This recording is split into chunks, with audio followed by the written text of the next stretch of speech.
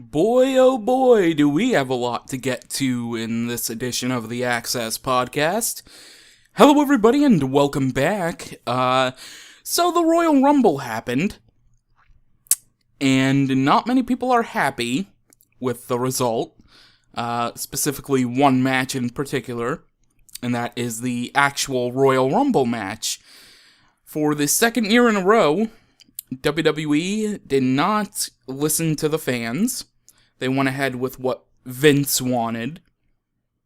And I shouldn't say WWE as a whole, because I'm sure people backstage were probably telling Vince that stuff shouldn't happen, that what occurred last year shouldn't have happened, and probably this year as well. But Roman Reigns was your winner of the 2015 Royal Rumble match, and not many people are happy. In fact, in my opinion, this is a lot worse than when Batista won last year. And it doesn't really help that they brought in The Rock, specifically, to return to endorse his cousin Roman Reigns. And you can even tell by The Rock's facial expression when he lifted up Roman's hand, the boos that occurred, the boos that kept occurring after Daniel Bryan was eliminated after being in the match for a solid, 6 minutes?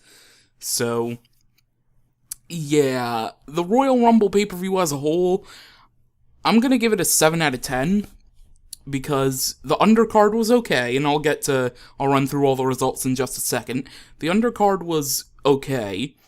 The three-way, the triple threat WWE World Heavyweight title match was spectacular, and that should have been put on last, in my opinion, especially after what happened in the Royal Rumble match.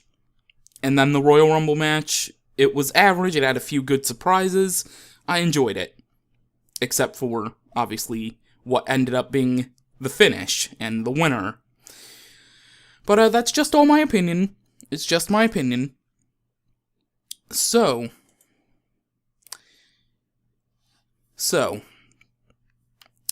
let's go through the results first and foremost, and then I'll get through other stuff.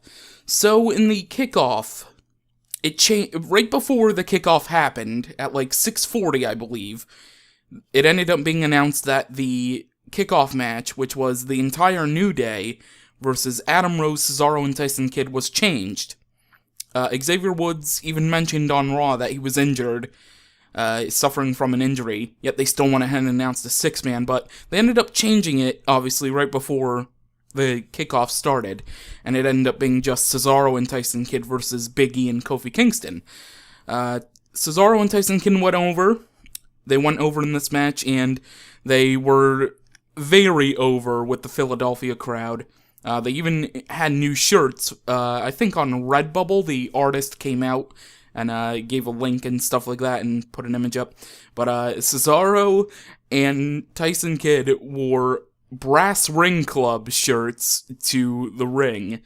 And it was basically a knockoff of the Bullet Club shirt design. Instead of a skull, they had a cat skull. And they had crosses like Cesaro used to have early on in his Titantron. And they even had inclusion of Adam Rose in it with roses on the bottom of those crosses there. So I really like that shirt. I think I'm going to get one. That's great. I hope they continue to roll with that. Hopefully they're allowed to. Cesaro, Kidd, even Adam Rose, they're getting good. They're getting good. But Cesaro and Tyson Kidd went on to defeat Big E and Kofi Kingston. Apparently, live reports from the Rumble. At one point during the Rumble match, Xavier Woods at ringside, obviously, Adam Rose was too, trying to get a New Day chant going, doing the dun, dun, dun on the mat.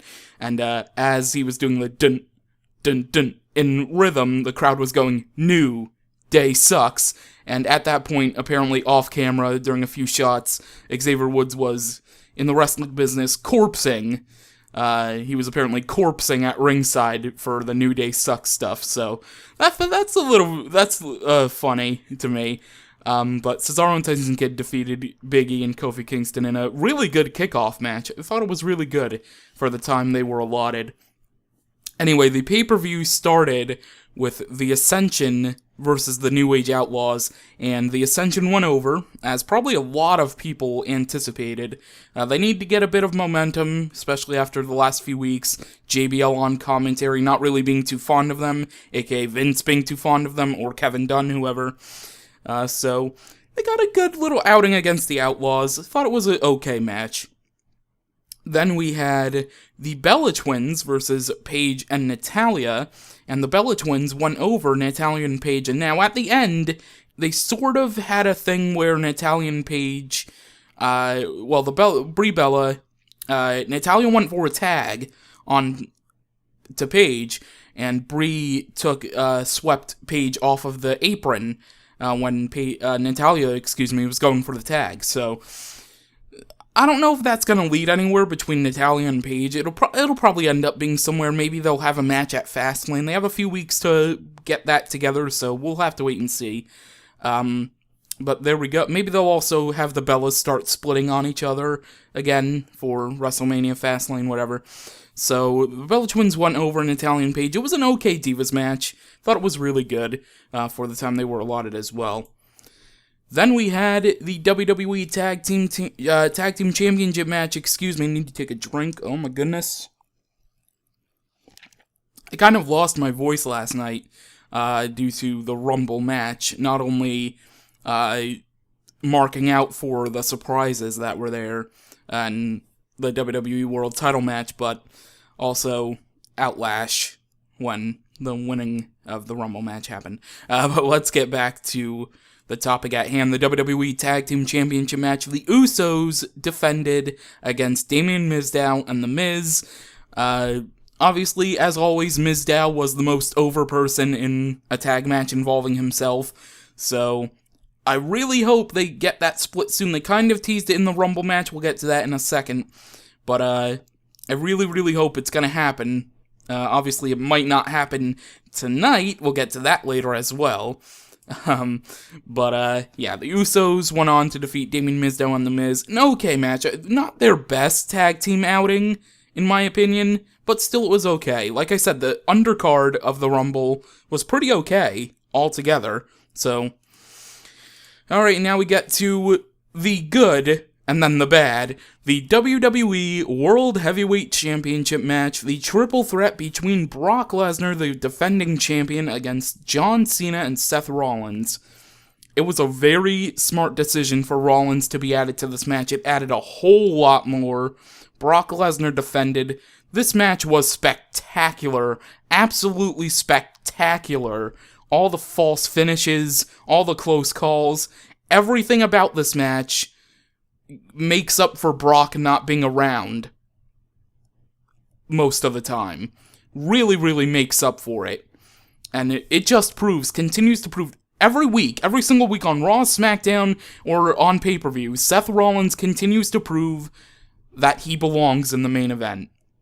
Who would have thought that Tyler Black from the independent circuit, Ring of Honor, would end up being this huge player for WWE? Who would have thought? He was a huge player for ROH and all the independents, but still, for a guy like Tyler Black to evolve into this character is crazy to think about. But Seth Rollins, he's doing his thing, and I'm good for him. He's proven himself. Alright, so we had a few cool spots. We had the table spot and I believe this was the first time WWE was using their new slow-mo cameras for replays. I could be wrong about that. I think they used them in NXT before, but on pay-per-view, I think this was their debut. Seth Rollins with the table spot, the elbow from the top onto Lesnar, and Brock up in kayfabe, in character, having broken ribs from the incident before he ended up returning to the match and winning the match and retaining the title. We also had a Phoenix Splash from Rollins in this match, which was amazing. There are not enough good things I can say about this match. It was absolutely intense.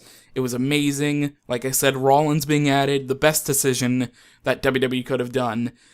Brock Lesnar retaining. He's going to defend the title at WrestleMania, and now we go to who his opponent would be.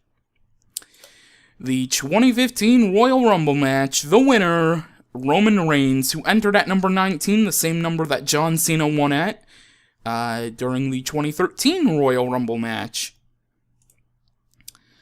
So, all weekend, with The Rock teasing he was in Philly, everybody speculated what was going to happen. What's going to happen with Rock being in Philly? What's going to go down? Is he going to be in the Rumble match? Is he going to put someone over in a promo? Something, whatever.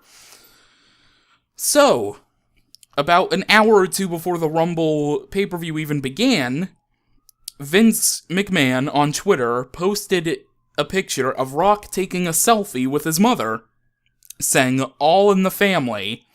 And people got mad, because apparently nobody else paid attention throughout the rest of the weekend that Rock was in Philly. I guess they were pissed that Vince confirmed he was at the arena, but still, it was kind of pretty obvious that he was gonna end up being there, even if he didn't appear on TV, that he was gonna be there backstage and, just hang out. So, I don't think many people speculated when Vince said that it would end up being what happened, that Roman would win, even though, like I said earlier, it's been pretty obvious that Roman was going to be the winner of the Rumble since he returned from injury.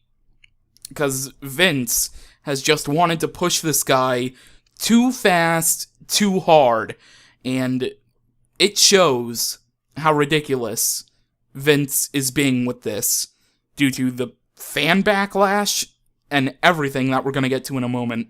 So, Roman Reigns won the Rumble. It is what it is. It's not Roman's fault, it's Vince's fault. Well, I should just say Vince's fault, because Triple H was not really a fan of this decision. I don't know if that was a few months ago, though, so I don't know if Triple H has cooled down on it, if he now agrees with Roman being the next guy. I don't know. Nobody else knows. Only Triple H and Vince know. But we had a few surprises in this match. Bubba Ray Dudley returning at the number 3 spot. Kind of weird. Then we had Boogeyman returning at number 7, which was also interesting. 2 surprises within the first 10 entrants. I can't remember the last time that's happened. Excuse me, I'm gonna take another drink here. Ugh. My voice is still a little tired, you have to excuse me. Probably should have waited to record this podcast for a little bit later on, but everything that's gone on in the last 24 hours after the Rumble, I felt I needed to do it now. So, Bubba Ray Dudley, Boogeyman, few surprises. Then at number 14, we had Diamond Dallas Page, which was awesome. I don't think there were any other surprises after that. I think everything else was normal-ish. As far as entrances go, Zack Ryder returned at number 9, and apparently he's not 100% still, but he's okay enough to wrestle. Hopefully he doesn't get re-injured, because that would suck for him personally, in my opinion, if he re-injures himself by not coming back at 100%. Yeah, I think that's everything as far as surprise entrances go. Eric Rowan took Curtis Axel's spot at number 6, so technically, Rowan wasn't an official entrant, and apparently the rule is that Axel couldn't return to the match since he didn't enter before number 7 entered officially, so I guess he was out and couldn't come back. No NXT guys this year, or women, because you never know what they could do. They could throw a curveball. Very shocked no NXT person.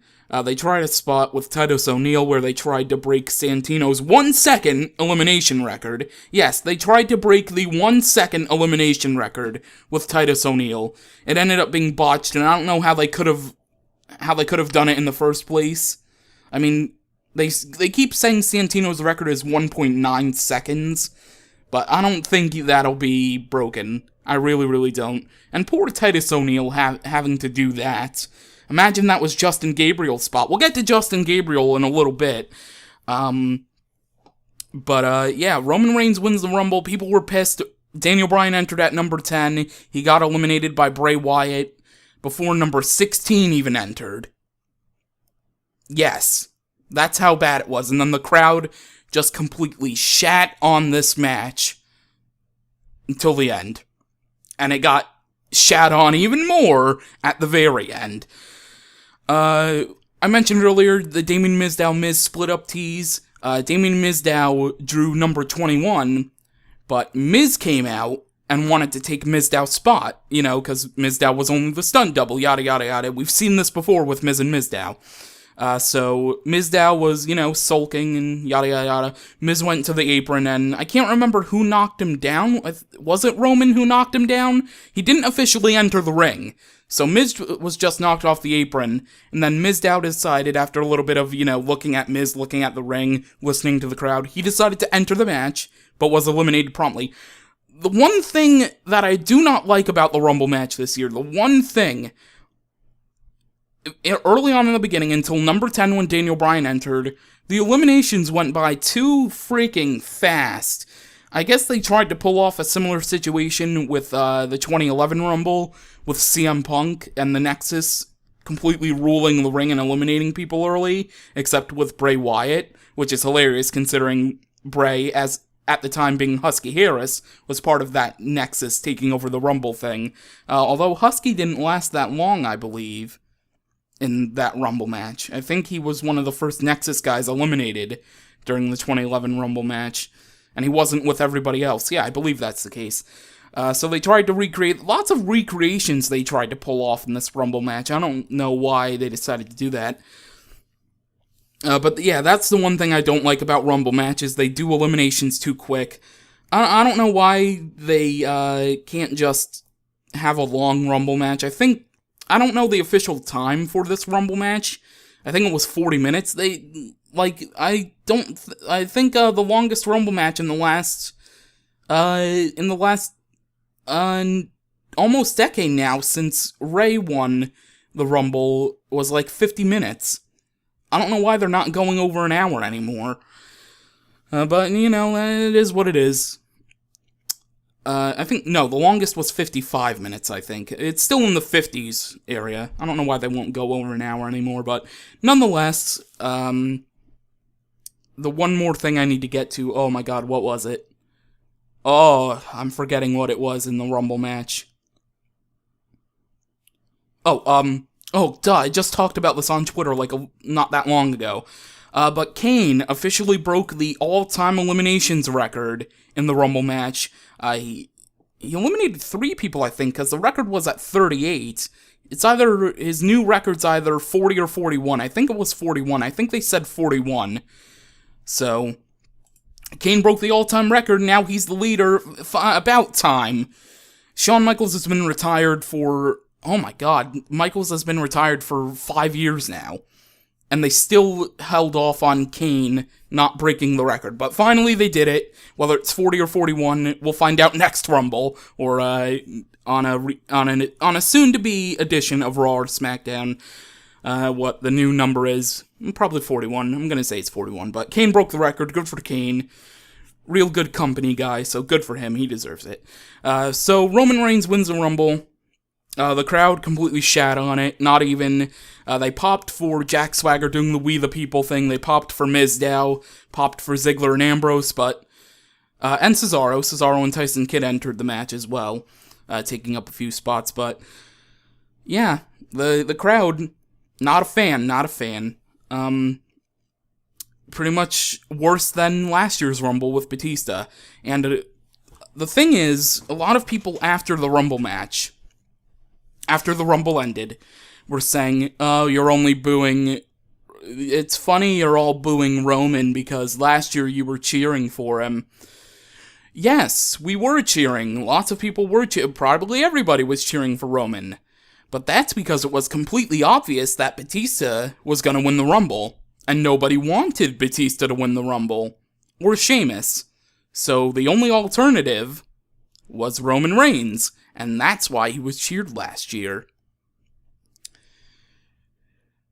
Now that that's out of the way. So Roman wins the Rumble. Or so it appears.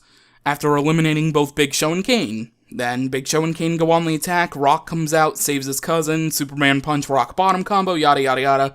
Rock gets out of the ring, and then a lot of people did forget about this, but Rusev was never officially eliminated, so they tried to recreate again a spot that occurred with the Royal Rumble with Alberto Del Rio and Santino Marella. When it appeared Alberto won the Rumble, then Santino returned to the ring and almost eliminated him. Although this time they didn't do that with Rusev, they just had him attack Reigns once. I think, did he hit Reigns once, or did Reigns dodge it and just hit the spear right away? I think he might have just hit the spear right away after dodging. But Rusev tried. Poor Rusev. The crap. You know it's really, really bad. You know WWE screwed up royally when the anti-American heel in Rusev is getting cheered for.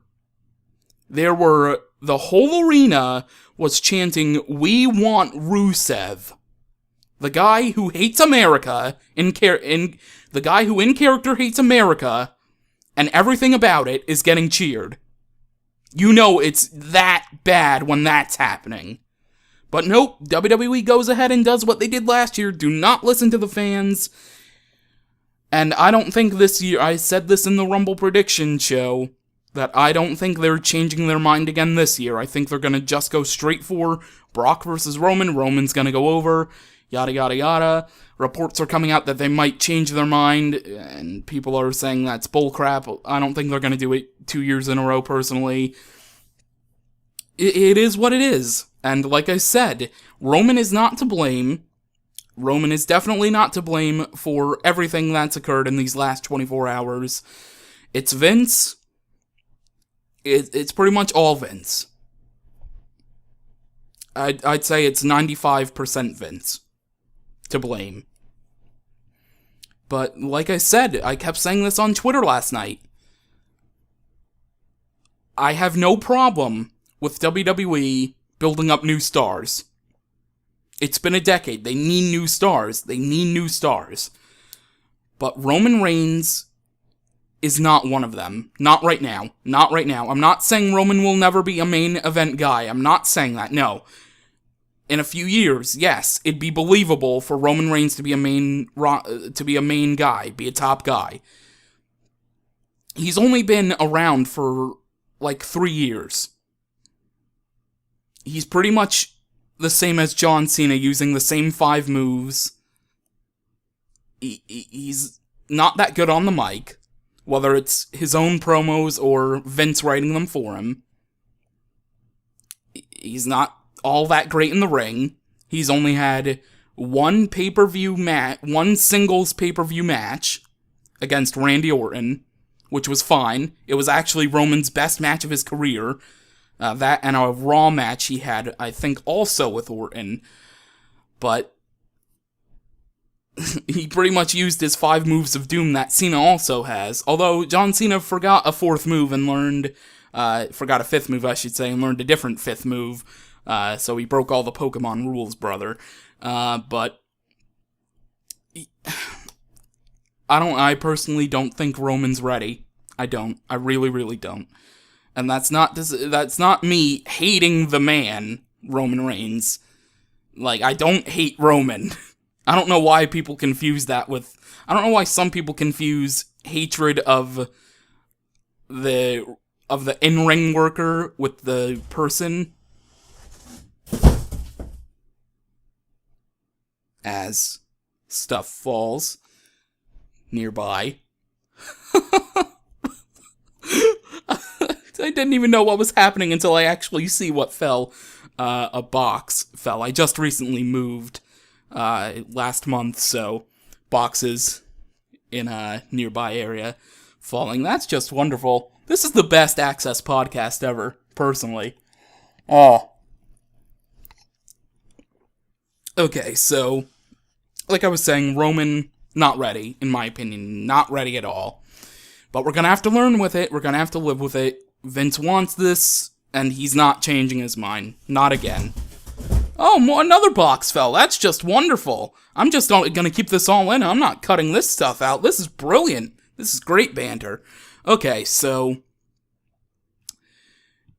after Roman wins the Rumble, after the pay-per-view ends, we have riots outside of Philadelphia, fans blocking talent cars, and apparently lots of "we want refunds, fuck you Roman" chants of that nature, all after the Rumble ended. And I gotta say, Vince deserves this. He's not listening to his fans. He says that he knows what the fans want. He says he's listening to fans. Clearly he's not. So, it is what it is. But now we move on to Monday. Monday is getting crazy already. I'm recording this at a little after 3, so not that long ago. It was recently confirmed that Raw has been canceled, and so has the SmackDown tapings tomorrow. Let me bring up the official statement from WWE really quickly. Before we get to that, actually, while I'm bringing up the statement, over the weekend, Saturday night, it was like late Saturday, early Sunday, Justin Gabriel had quit WWE. I'm not sure if it was actually on Saturday or if the information just started coming out on Saturday. He might have quit on Friday and it just came out Saturday, but Justin Gabriel quit WWE, and apparently this happened after he was removed from the Rumble match and not before. He might have quit before and then he got removed, but I wouldn't, but Los Matadores were also removed from the match, so I think it was just after being removed.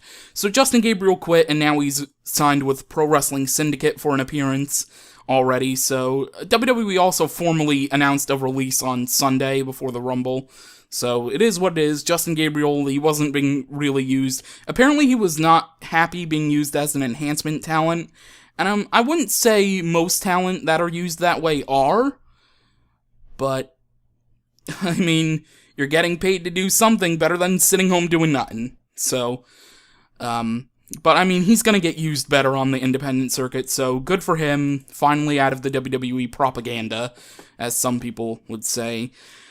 So now we go on to Monday, back to Monday here. Raw has been canceled. I pulled up the WWE press release. Now, apparently, the press release says the quote, this is the quote from the press release. Stamford, Connecticut. Due to the impending blizzard in the Northeast and statewide travel bans, WWE has postponed tonight's live event in Hartford and canceled tomorrow night's live event, the SmackDown taping, in Boston.